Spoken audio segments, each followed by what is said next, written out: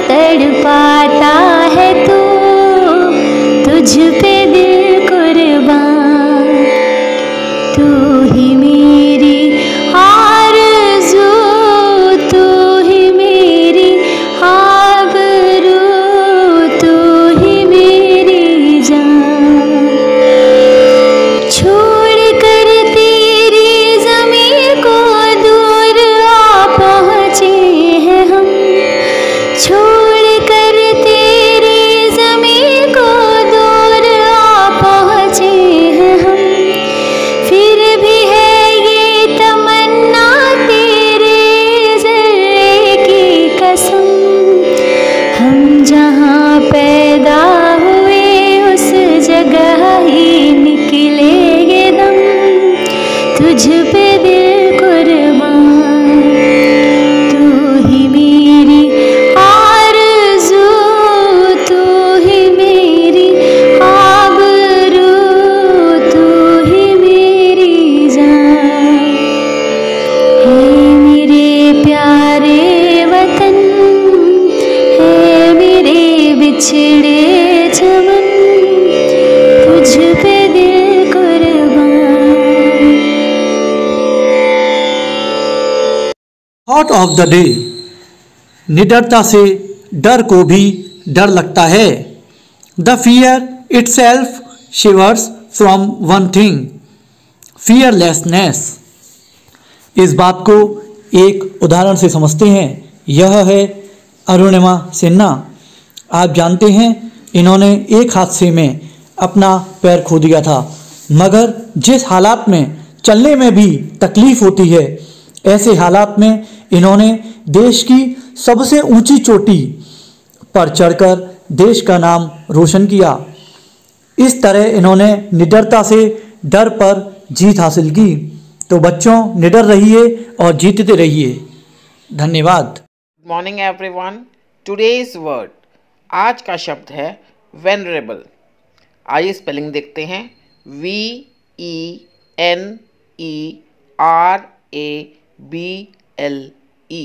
Venerable.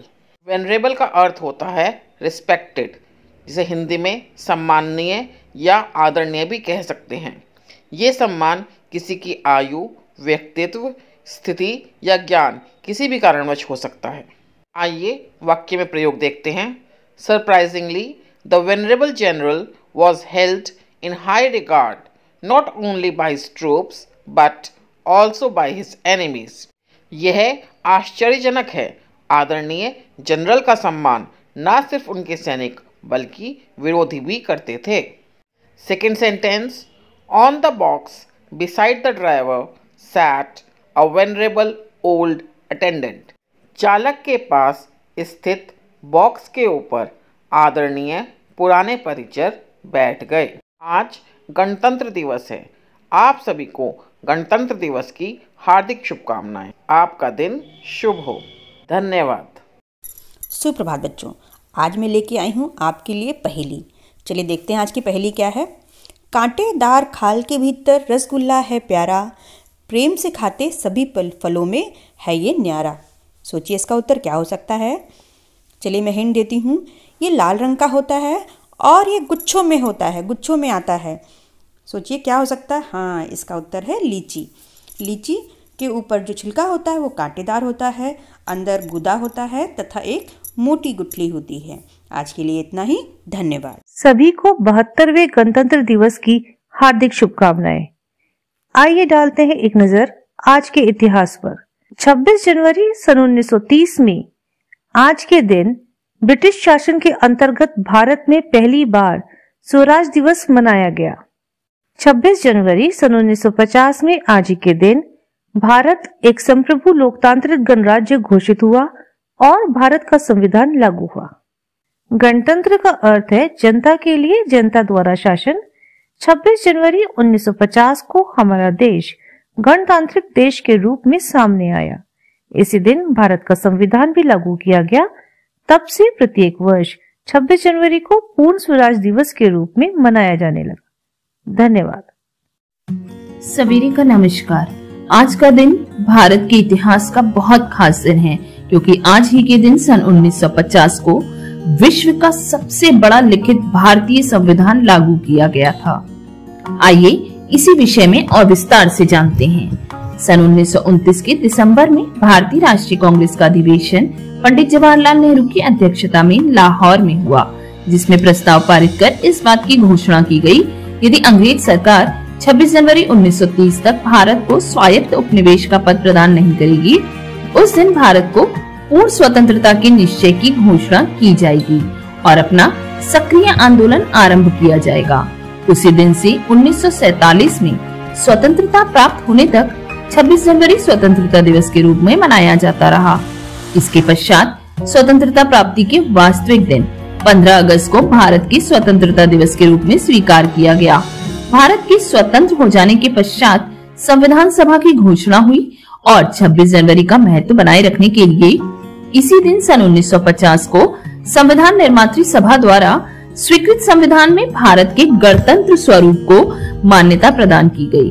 तब से 26 जनवरी को गणतंत्र दिवस के रूप में मनाया जाता है। धन्यवाद। Good morning. आप सभी को गणतंत्र दिवस की हार्दिक शुभकामनाएं। आज हम बात करेंगे भारत के केंद्र शासित प्रदेश व उनकी राजधानियों के बारे में।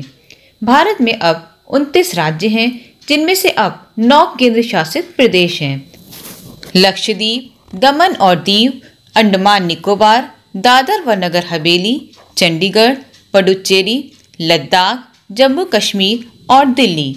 इसमें से लक्षद्वीप की राजधानी है कवारत्ती, दमन और दीव की दीव, अंडमान निकोबार की पोर्ट ब्लेयर, दादर व नगर हवेली की सिलवासा, चंडीगढ़ की चंडीगढ़ और पौंडीचेरी की पौंडीचेरी। भारत के राज्यों की अपनी चुनी हुई सरकारें होती हैं, लेकिन केंद्र शासित प्रदेशों में सीधे सीधे भारत सरकार का शासन होता है। भारत के राष्ट्रपति हर केंद्र शासित प्रदेश का एक सरकारी प्रशासक, एडमिनिस्ट्रेटर या उपराज्यपाल, लेफ्टिनेंट गवर्नर नामित करते हैं। आज के लिए बस इतना ही। धन्यवाद। नमस्कार बच्चों, आज गणतंत्र दिवस के शुभ अवसर पे मैं आपके लिए लाई हूँ बाल गीत, जिसे लिखा है श्रीमती निर्मला श्रीवास्तव जी ने। तो फिर गाओ मेरे साथ। आज नई सज धज से गणतंत्र दिवस फिर आया है, नव परिधान बसंती रंग का माता ने पहनाया है। भीड़ भरी स्वागत करने को बादल झड़ी लगाते हैं, रंग बिरंगे फूलों में ऋतुराज खड़े मुस्काते हैं। धरती माँ ने धानी साड़ी पहन श्रृंगार सजाया है, गणतंत्र दिवस फिर आया है, गणतंत्र दिवस फिर आया है। भारत की इस अखंडता को तिल भर आँच न आने पाए, हिंदू मुस्लिम सिख ईसाई मिलजुल इसकी शान बढ़ाए। युवा वर्ग सक्षम हाथों से आगे इसको सदा बढ़ाए, इसकी रक्षा में वीरों ने अपना रक्त बहाया है। गणतंत्र दिवस फिर आया है, गणतंत्र दिवस फिर आया है।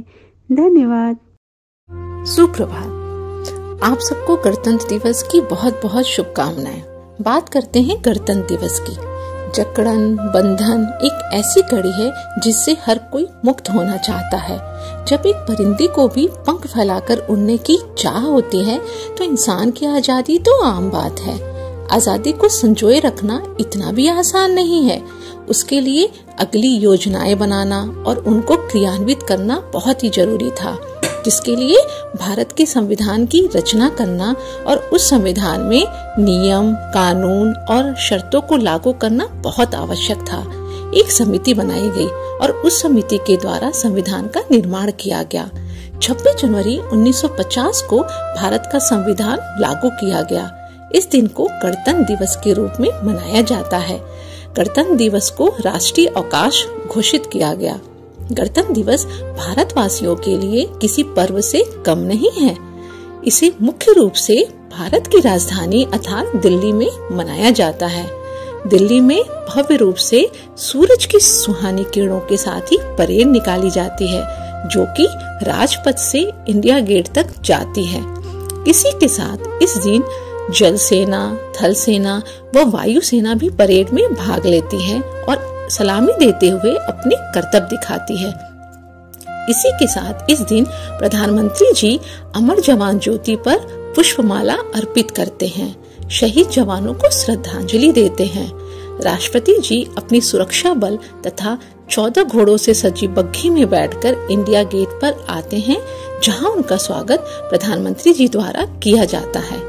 उसके उपरांत राष्ट्रपति जी द्वारा 26 जनवरी को भारतीय राष्ट्रीय ध्वज फहराया जाता है। उसके पश्चात सम्मानित ध्वज के सामने सभी गणमान्य लोगों द्वारा राष्ट्रीय गान गाया जाता है। हर एक राज्य अपने लोक नृत्य प्रस्तुत करता है। 21 तोपों की सलामी दी जाती है। इसी के साथ कई मनोहर प्रस्तुति होती है। जय हिंद, जय भारत। नमस्कार, जय हिंद। मैं प्रेम वर्मा आज आप सभी को 72वें गणतंत्र दिवस की हार्दिक बधाई देता हूं। आज मोटिवेट और सेल्फ का विषय एक छोटी सी जिम्मेदारी जो हम सभी शिक्षक निभाएं। ये बातें हम हर राष्ट्रीय पर्व पर शेयर करते हैं और आगे भी करते रहेंगे। ये बातें हमने तब लिखी थी जब बेसिक में कुछ एक विद्यालयों को छोड़कर अधिकांश में 15 अगस्त, 26 जनवरी जैसे राष्ट्रीय पर्व मनाने के नाम पर सिर्फ खाना पूर्ति होती थी। पर अब समय बदला है।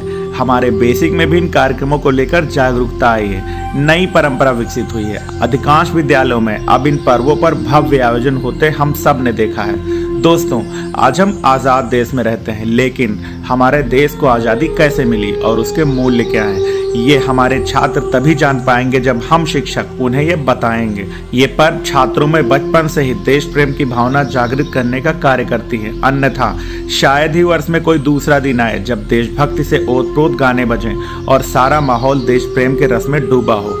हम इस दिन बच्चों को अच्छे अच्छे देशभक्ति के कार्यक्रमों को आयोजित करवाकर प्रतिभाग करने का मौका दें और उनमें से कुछ बच्चों को भाषण, स्किट, एकल व समूह गीत तैयार करवाएं तथा खुद भी एक अच्छी सी स्पीच या देशभक्ति या कुछ भी रिलेवेंट चीज बच्चों के सामने पेश करें। कुछ पैसे अपनी जेब से भले जाएं, लेकिन इस दिन विद्यालय में कार्यक्रम जरूर हों, क्योंकि हम अपने छात्रों को देशभक्ति की अनुभूति से वंचित नहीं रख सकते, जो उनका हक है। कॉन्वेंट और सरकारी के अंतर को कम करने में भी यह एक अच्छी पहल होगी। इस वर्ष कोरोना काल में हम बच्चों को विद्यालय नहीं बुला सके, इस कारण से ऐसे कार्यक्रमों का आयोजन संभव नहीं हो पाया है, परंतु हमें विश्वास है कि हम अगली बार पहले से बेहतर कर पाएंगे। धन्यवाद। जय हिंद। आपका दिन शुभ हो।